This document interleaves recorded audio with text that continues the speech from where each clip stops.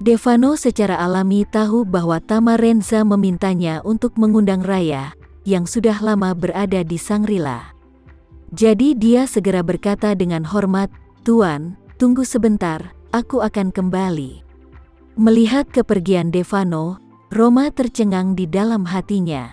Dia benar-benar tidak tahu hubungan seperti apa yang akan dia miliki dengan tuan muda keluarga Renza di depannya. Bagaimanapun, dia melihatnya untuk pertama kalinya hari ini, dan dia bahkan tidak tahu siapa namanya, apalagi tuan muda seperti apa dia dari keluarga Renza.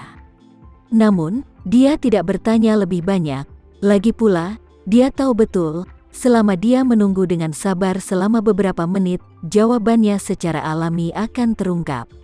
Saat ini, Raya sedang menunggu dengan cemas di kamar. Sejak Tama Renza memutuskan untuk membiarkannya bertemu ibunya, dia telah menunggu kedatangan ibunya. Namun, dia tidak mengkomunikasikan perkembangan masalah dengannya secara real time, jadi dia juga tidak tahu kapan ibunya bisa tiba di Jakarta juga. Tepat ketika dia memikirkannya, Devano membunyikan bel pintu di luar pintu. Raya bergegas ke pintu dan membukanya. Begitu dia melihat Devano, dia tidak bisa menahan diri untuk tidak berkata apa-apa dan bertanya, "Tuan Devano, apakah ibuku di sini?" Devano mengangguk sedikit dan berkata, "Nyonya Roma telah tiba. Saat ini dia mengobrol dengan tuan muda, dia memintaku untuk mengundangmu." Raya menjadi bersemangat dan berseru, "Kalau begitu bawa aku ke sana." Devano berkata dengan santai, "Nona, silakan ikut denganku." Mereka pindah ke kantor Devano. Sepanjang jalan, jantung Raya, karena kegembiraan berdetak lebih cepat dan lebih cepat dari biasanya. Ketika dia datang ke pintu, keseluruhan orang itu sudah sedikit tidak terkendali. Sebelum Devano membukakan pintu untuknya, Raya tidak sabar untuk mendorong pintu masuk. Begitu dia memasuki pintu, dia melihat Roma duduk di sofa, air mata mengalir, dan dia tersedak di mulutnya, "Bu." Roma berdiri diam seolah disambar petir. Di tempat, dia tanpa sadar mengikuti prestise, dan dia menyadari bahwa putrinya Raya, yang tidak yakin dengan hidup dan mati, dan yang telah memikirkannya untuk waktu yang lama, sedang berdiri di depan pintu. Pada saat ini, dia sangat bersemangat sehingga dia berkata, "Raya? Benar-benar kamu?" Setelah berbicara, dia bergegas ke sisi Raya, mengangkat lengan kirinya yang tersisa, dan mengulurkan tangannya. Menyentuh wajahnya, tersedak, dan berkata, "Itu kamu Raya, putriku sayang, ini bukan mimpikan aku." Raya meraih tangan ibunya dan menangis. Mengatakan, "Bu, kamu tidak sedang bermimpi. Ini benar-benar aku tidak mati." Pada saat ini, emosi Roma benar-benar di luar kendali, dan dia menepuk punggung Raya. Meninggalkan ke dalam pelukannya, dia menangis dan berkata, "Raya, sangat sulit bagi ibu untuk menemukanmu selama ini. Kupikir aku tidak akan pernah melihatmu lagi dalam hidup ini." Raya memeluk ibunya erat-erat dengan tangannya. Dia menangis sedih dan berkata, "Bu, aku merindukanmu. Aku juga berpikir bahwa aku tidak akan pernah memiliki kesempatan untuk melihatmu dalam hidupku, dan aku tidak akan pernah memiliki kesempatan untuk berbakti." Setelah berbicara, dia melihat tidak jauh. Dia tersedak dan melanjutkan, "Terima kasih untuk penyelamatan di Tokyo. Jika tidak, aku khawatir aku akan dieksekusi sejak lama." Roma buru-buru berbalik, melihat Tama Renza terkejut dan bergerak, dan bertanya, "Tuan muda, kamu yang menyelamatkan Raya anakku?" Tama Renza tersenyum sedikit dan berkata dengan tenang, "Ketika kecelakaan itu terjadi, aku kebetulan ada di sana.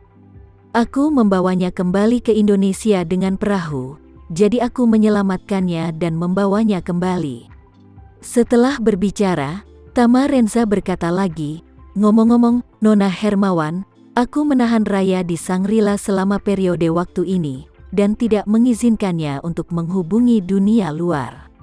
Aku minta maaf telah membuatmu khawatir untuk waktu yang lama. Tolong jangan berpikir negatif. Roma Hermawan buru-buru berkata, apa yang kamu katakan, Tuan? Kamu telah menyelamatkan putri tunggalku. Aku sangat bersyukur. Bukannya ini sangat aneh jika aku berpikir yang tidak-tidak denganmu. Roma Hermawan tiba-tiba menyadari bahwa putrinya Raya Sucipto tampak sedikit berbeda dari sebelumnya. Setelah berlatih seni bela diri selama bertahun-tahun, dia menyadari bahwa aura Raya jauh lebih stabil dari sebelumnya, dan juga sedikit lebih kuat.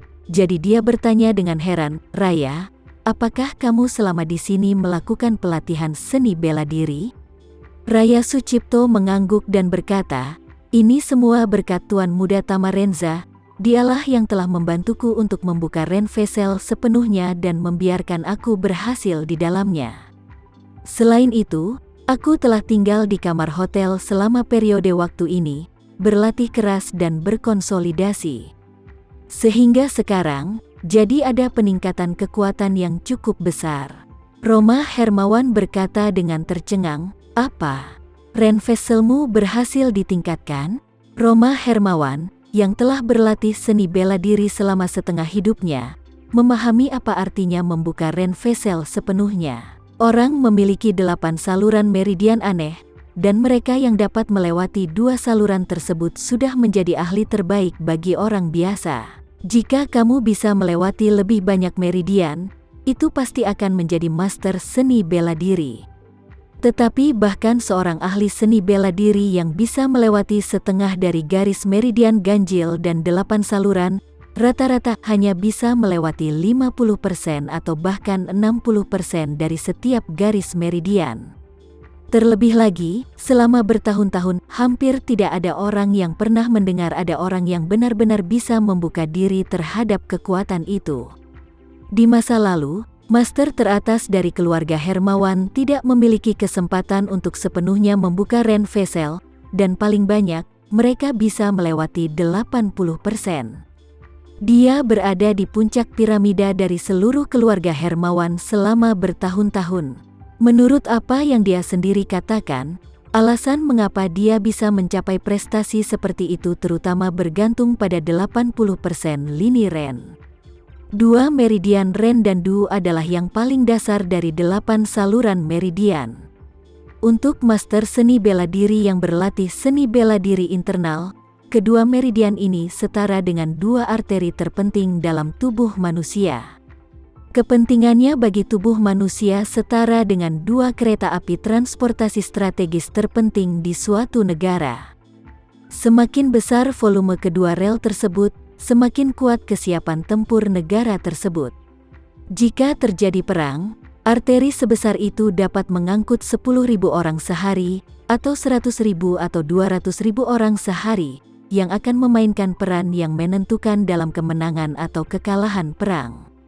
Oleh karena itu, ada meridian yang dapat mencapai derajat tidak terhalang lebih dari 80%.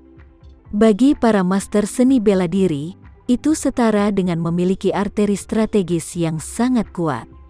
Berdasarkan itu, kekuatan seluruh tubuh akan sangat meningkat. Jika meridian ini bisa sepenuhnya ditingkatkan, maka seni bela diri di belakangnya bisa dikatakan 2 kali lipat hasilnya dengan setengah usaha.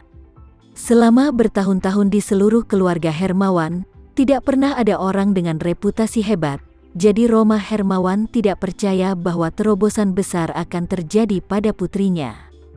Jadi, dia bertanya pada Raya dengan ekspresi kaget, Raya, apakah kamu bercanda dengan ibumu? Aku belum pernah mendengarnya seumur hidupku. Raya Sucipto dengan tegas berkata, Bu, apakah kamu tidak percaya denganku? Aku sedang tidak bercanda denganmu. Master Renza adalah master top dengan kekuatan supernatural yang hebat. Setelah dia membantuku sepenuhnya membuka Ren Vessel, kekuatanku meningkat pesat, dan sekarang kekuatan utamaku terus menembus 30%, sekarang aku samar-samar menerobos 40%.